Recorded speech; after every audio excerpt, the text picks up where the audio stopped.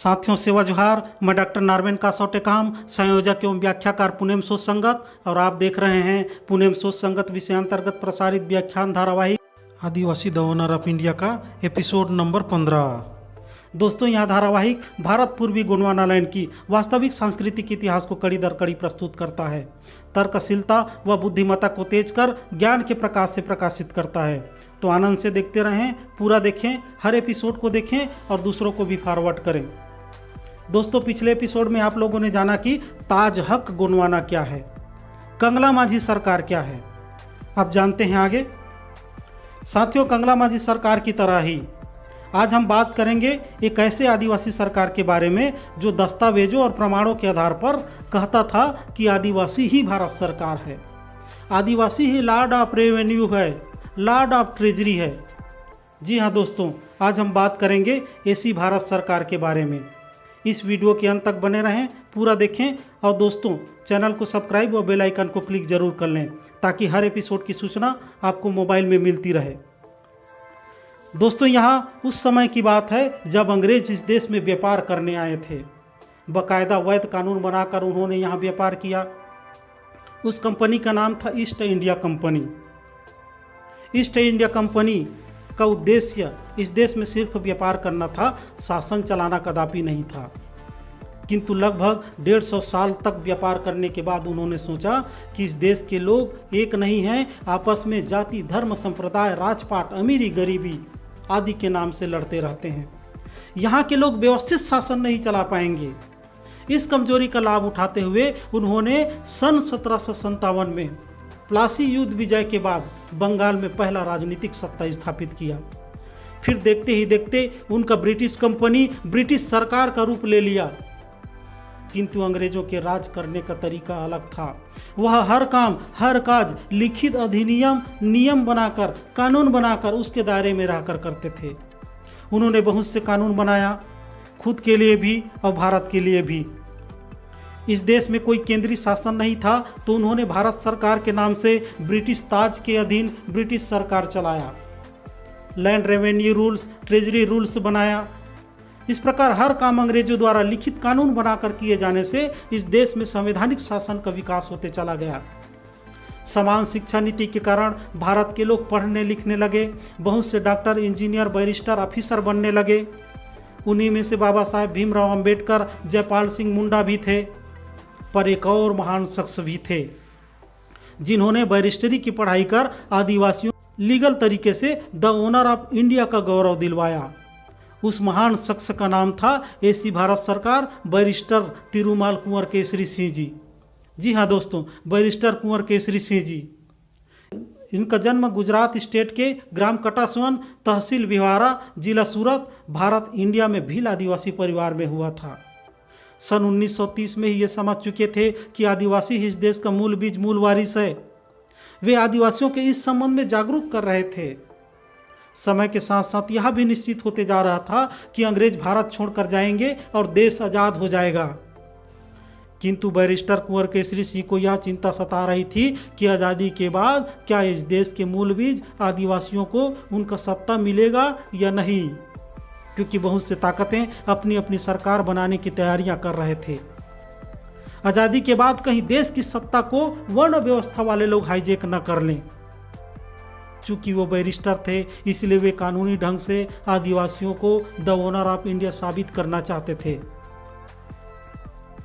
वे अंग्रेजों के बनाए 1857 के महारानी विक्टोरिया के announcement, land revenue rules, treasury rules, Gandhi Irwin समझौता के सेक्शन 55 कॉलम 36 ABCDEF और H, जिसके तहत सारे भारत को अखिल आदिवासी एक्सक्लूडेड पार्शियल एरिया कहा गया था, आदि का उपयोग अपने संघर्ष के हथियार के रूप में किया।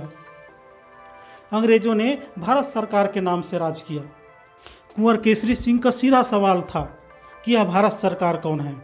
एक सरकार ब्रिटिश सरकार है, दूसरा उसके अधीन प्रांतीय सरकारें हैं, तो यह भारत सरकार कौन है? क्योंकि राजा महाराजा तो एक थे नहीं, सभी अपने अपने प्रांतों के सरकार थे। कोई केंद्रीय सरकार था ही नहीं, तो यह भारत सरकार कौन है? उनका कहना था कि भारत सरकार वह है जो इस जमीन व राजस्व का मालिक है, वही भारत सरकार है।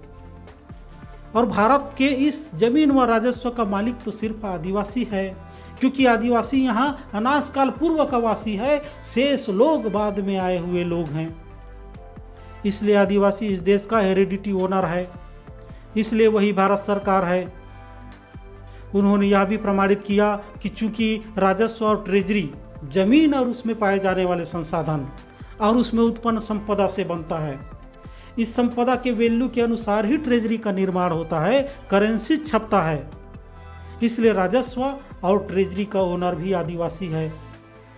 उन्होंने लैंड रेवेन्यू रूल के आधार पर यह भी साबित किया कि अंग्रेजों ने ईमानदारी पूर्वक खुद ही लीज एग्रीमेंट बनाकर इस देश की जमीन को 99 साल के लिए लीज में लिया था। उस लीज की अवधि 1870 से शुरू होकर 1969 तक थी। अंग्रेज आज़ादी के बाद इस लीज के साथ साथ सत्ता का हस्तांतरण कर चले गए। तत्पश्चात बाह्य जुडिशरी लोग इस देश की सत्ता पर काबिज कर लिए। चूंकि आज़ादी के बाद सन 1969 में ही सत्ता का लीज समाप्त हो गया था, जिसका रिन्यूअल नहीं हुआ है, इसलिए सन 1969 के बाद देश की सत्ता सीधे आदिवासियों के हाथ में आना चाहिए था। किंतु वर्ण व्यवस्था वाले लोगों ने सोचा कि यदि सत्ता आदिवासियों के हाथ में चला गया तो हम क्या करेंगे। इसलिए वे साजिश कर आज तक आदिवासियों के लोकतंत्र में काबिज किए हुए हैं। बैरिस्टर दादा कुंवर केसरी सिंह ने यह साबित किया कि भारत गैर न्यायिक देश है। आपने देखा होगा स्टाम्प पेपर, उसमें लिखा रहता है इंडिया नॉन जुडिशियल। कुछ लोग बोलते हैं नॉन जुडिशियल स्टाम्प है। यदि स्टाम्प नॉन जुडिशियल होता तो उसमें स्टाम्प नॉन जुडिशियल लिखा होता, किंतु उसमें स्टाम्प नॉन जुडिशियल नहीं लिखा होता। क्या लिखा होता है? इंडिया नॉन जुडिशियल लिखा होता है। इसका मतलब भारत गैर न्यायिक। बैरिस्टर दाता ने साबित किया कि आदिवासी ही भारत है। बाद में आए हुए लोग नागरिक होने के नाते भारतीय हो सकते हैं, किंतु भारत तो आदिवासी ही हैं। क्योंकि भारत दो चीज़ों से बना है। क्या क्या चीज़ से? पहला जमीन और दूसरा इस जमीन के मालिक।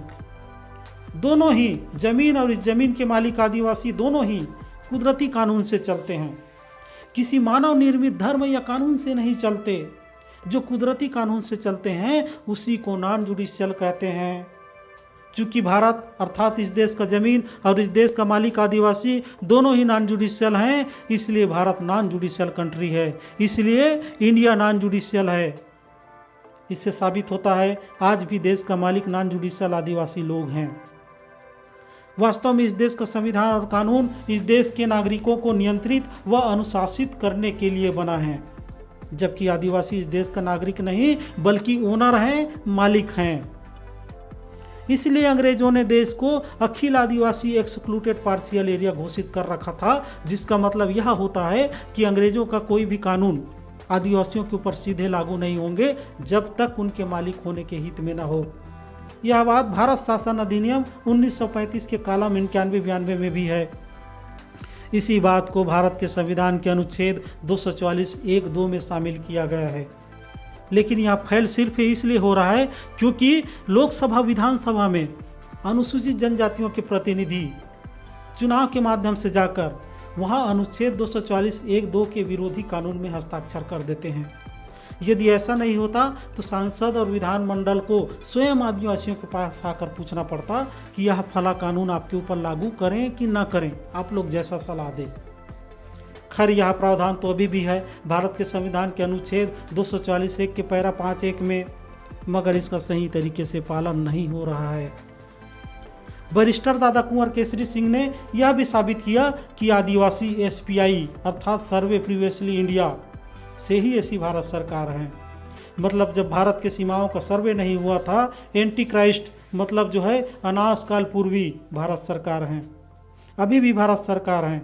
शेष सभी संस्थाएं चाहे केंद्र सरकार हो, राज्य सरकार हो, सब भारत शासन सेवार्थ में हैं। राष्ट्रपति से लेकर चपरासी तक सब भारत सरकार के प्रति वफादार हैं। वे सैलरी पाने वाले सेवक हैं, उन्हें सैलरी भारत सरकार के खजाने से जाता है।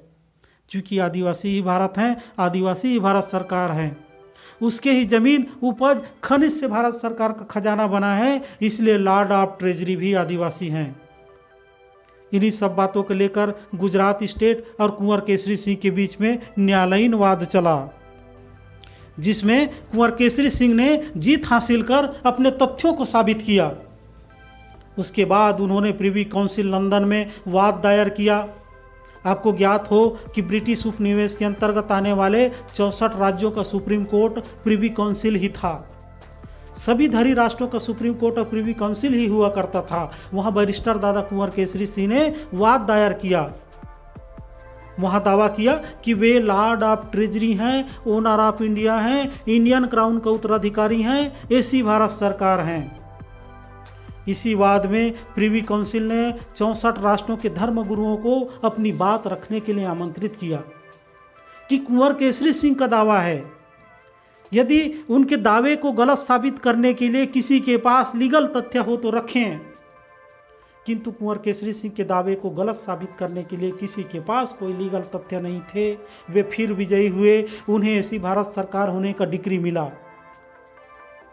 उन्होंने दिनांक 7/1/1969 को लंदन के बकिंघम पैलेस में 64 धरी राष्ट्रों के कॉमनवेल्थ में 142 डेलीगेट्स के बीच साबित किया, विश्व प्रमाणित किया कि आदिवासी ही द ओनर ऑफ इंडिया है, लॉर्ड ऑफ ट्रेजरी है, ताज का उत्तराधिकारी है।